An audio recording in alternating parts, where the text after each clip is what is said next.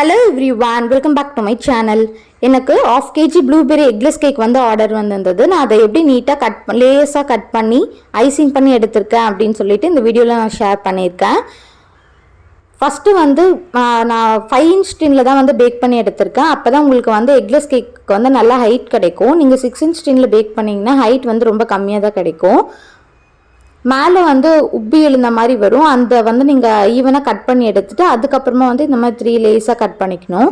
3 லேஸாக cut பண்ணும்போது பார்த்தீங்கன்னா உங்களுக்கு செரேட்டட் நைஃப்பில் ஃபஸ்ட்டு கார்னர்ஸ் ஃபுல்லாக வந்து நான் கட் பண்ணி காட்டியிருக்கேன் பாருங்கள். அந்த மாதிரி கட் பண்ணிங்கன்னா உங்களுக்கு ரொம்ப ஈவனாக வந்து கிடைக்கும்.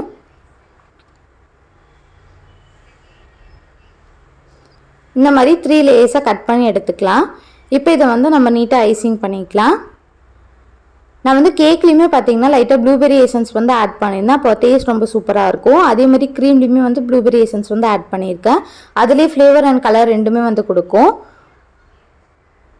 இந்த மாதிரி சுகர் சிரப்பால் வந்து நம்ம நினச்சிக்கலாம் கேக்கை. இந்த கேக் வந்து ஆல்ரெடி ரொம்பவே மாய்ஸ்டாக தான் இருக்கும், எக்லெஸ் கேக்கு. அதனால ரொம்ப சுகர் சிரப் போட்டிங்கன்னா திகிட்ட ஆரம்பிச்சிடும். அதனால லைட்டாக மட்டும் சுகர் சிரப் ஆட் பண்ணிவிட்டு இதுக்கு மேலே க்ரீம் வச்சு நம்ம நல்லா ஈவனாக ஸ்பேட்சில் வச்சு நல்லா இந்த மாதிரி ஈவனாக ஸ்ப்ரெட் பண்ணி விட்டுக்கலாம்.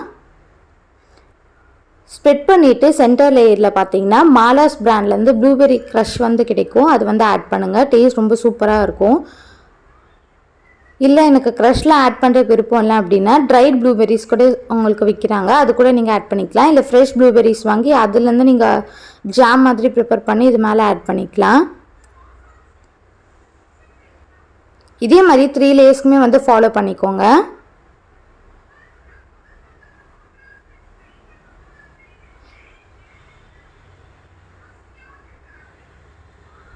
நல்லா ஈவனாக க்ரீம் வந்து எப்போவுமே சென்டர் லேயர்ஸ்லையும் சரி மேலேயும் சரி ரொம்ப அதிகமாக அப்ளை பண்ணிட்டீங்கன்னா உங்களுக்கு ரொம்ப திகட்டுற மாதிரி இருக்கும். கரெக்டாக அந்த கேக்கோட ஹைட்டுக்கு தகுந்த ஹைட்டே பார்த்தீங்கன்னா உங்களுக்கு பார்த்தாலே தெரியும் சைட்லேருந்து.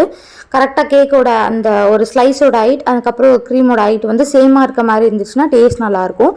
இல்லை நீங்கள் ரொம்ப அதிகமாக க்ரீம் ஆட் பண்ணுறீங்கன்னா அது சரிஞ்சு விழுறதுக்கும் சான்சஸ் இருக்குது. அதனால் நீங்கள் கரெக்டாக பார்த்து க்ரீம் ஆட் பண்ணிக்கோங்க. அப்போ தான் டேஸ்ட் வந்து பக்காவாக இருக்கும்.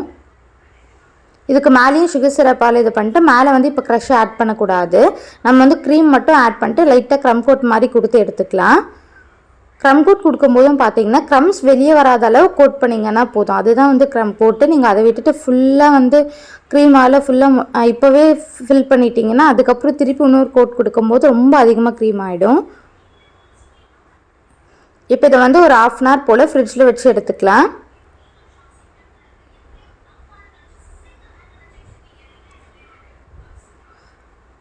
உங்களுக்கு 1/2 hour ஃப்ரிட்ஜில் வச்சு எடுக்க டைம் இல்லை, உடனே செய்யணும் அப்படின்னா நீங்கள் ஃப்ரீசரில் கூட ஒரு 5 minutes வச்சுட்டு உடனே எடுத்துடலாம்.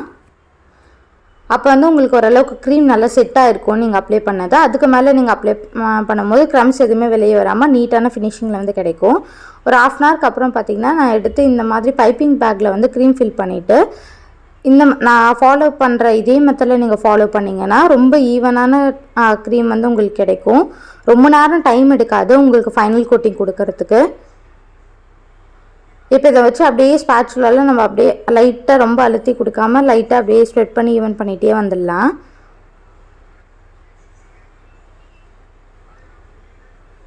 கண்டிப்பாக இந்த டிப்பை ஃபாலோ பண்ணி பாருங்கள். உங்களுக்கு ஐசிங் பண்ணால் ரொம்பவே ஈஸியாக இருக்கும்.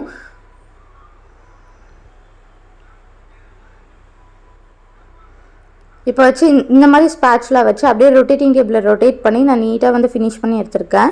உங்களுக்கு பார்த்தீங்கன்னா தெரியும் சைடில் வந்து எவ்வளோ நீட்டாக ஃபினிஷ் ஆகி வந்திருக்கு அப்படின்னு சொல்லிட்டு.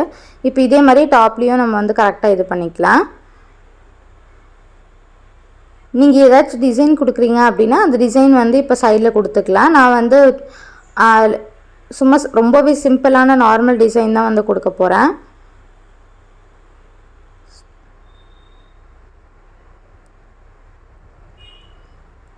இது அப்ளை பண்ணிட்டதுக்கப்புறமும் இதையும் பார்த்திங்கன்னா ஒரு 5 minutes போல் நான் ஃப்ரிட்ஜில் வச்சு எடுத்துக்கிறேன்.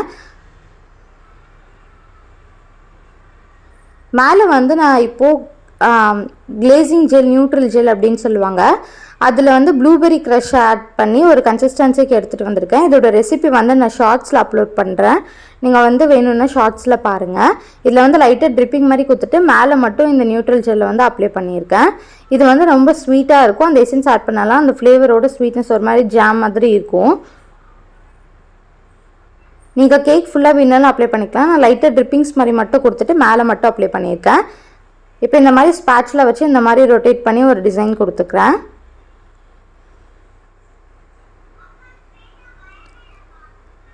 இப்போ வந்து பைப்பிங் பேக்கில் நாசல் எடுத்து இந்த மாதிரி நான் சும்மா டாட் டிசைன் மாதிரி ரொம்ப சிம்பிளாக கொடுத்துருக்கேன்.